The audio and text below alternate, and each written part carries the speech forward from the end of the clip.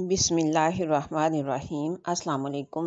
मेरे चैनल का नाम है लर्स टू नेचर और मेरा चैनल एक हाउस होल्ड वर्किंग पे मुश्तमिल मालूमाती चैनल है। मेरी आज की वीडियो का टॉपिक है सरसों के साग के फ़ायदे। नाजरीन अस्सलाम वालेकुम। सर्दियों की आमद है और सरसों के साग का मौसम भी आ चुका है, तो सोचा कि आपके साथ साग के टॉपिक पर ही बात कर ली जाए। सरसों का साग तकरीबन सबकी ही पसंदीदा सब्ज़ी है। शहर हो या देहात हो, इसको हर जगह ही शौक़ से खाया जाता है। हमारे अपने पूरे ख़ानदान में ही इसको भरपूर तरीके से पकाया भी जाता है और खाया भी जाता है।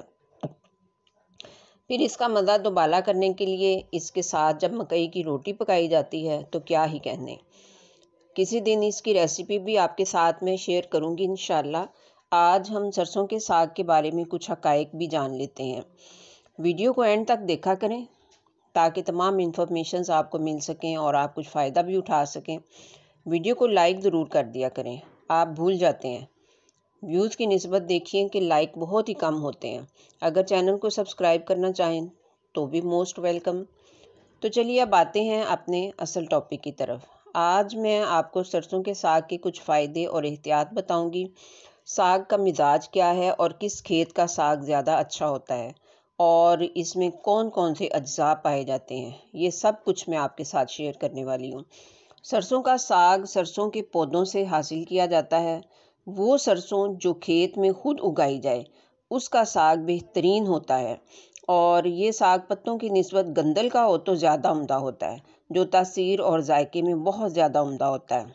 इसको गोश्त के हमरा भी पकाया जाता है और तन्हा भी इसे पका कर खाया जाता है। नहरी पानी का गंदम के खेत से हासिल करदा साग जो है वो ज़्यादा बेहतर होता है। साग अगर रात का रखा हुआ बासी हो तो इसमें वो लुत्फ़ नहीं रहता जो ताज़ा सरसों के साग में होता है। इसका ज़्यादा लुत्फ़ लेना हो तो इसे मकई या बाजरे की रोटी के हमरा इस्तेमाल करना मुनासिब होता है। इसमें रोगनियात, फ़ौलाद और vitamin A, B, G, calcium और फ़ौलाद पाए जाते हैं। इसके क्या क्या फ़ायदे हैं, अब हम इस पे भी बात कर लेते हैं। भूख को तेज़ करता है और जिस्म और मैदा से रिया को खारिज करता है। खून में हरारत पैदा करता है और ये पेशाब आवर साग है। सरसों का साग अगर बच्चों को खिलाया जाए तो उनकी ज़ाहिरी शख्सियत पर भी असर पड़ता है। उनका कद और वज़न बढ़ जाता है और दांतों को मजबूत बनाने में ये लाजवाब चीज़ है। नया खून पैदा करता है, कब्ज़ कुशा है और खून को साफ़ भी करता है। चेहरे पर ये साग खाने से सुर्खी पैदा हो जाती है। मैदा, जिगर और आंतड़ियों को ताकतवर बनाने में ये साग लासानी चीज़ है। प्रोटीन क्योंकि इसमें बहुत ही वाफर मिकदार में मौजूद होती है, इसलिए ये पेट के कीड़े भी हलाक कर देता है। जिस्म पर सूजन हो तो उसे ख़त्म करने के लिए सरसों का साग इस्तेमाल करें। सरसों का साग अमराद जिल्द के लिए भी बेहतरीन है। जिल्दी बीमारियां इसे खाने से दूर हो जाती हैं। इसमें मक्खन डालकर खाया जाए तो ये जिस्म की लागरी और कमज़ोरी को दूर कर देता है। सरसों के बीजों को पीसकर बतौर उबटन इस्तेमाल करें तो चेहरे का रंग निखर आएगा। इसके खाने में एहतियात ये करें कि सरसों के साग में हमेशा अदरक शामिल ज़रूर करें।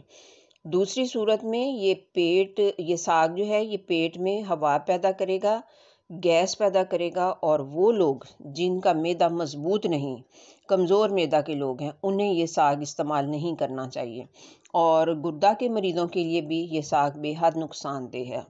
मेरी दाती तौर पे भी मेरा इसका ये तजर्बा है कि ये सेहत को बेहतर बनाने के लिए बेहतरीन चीज़ है।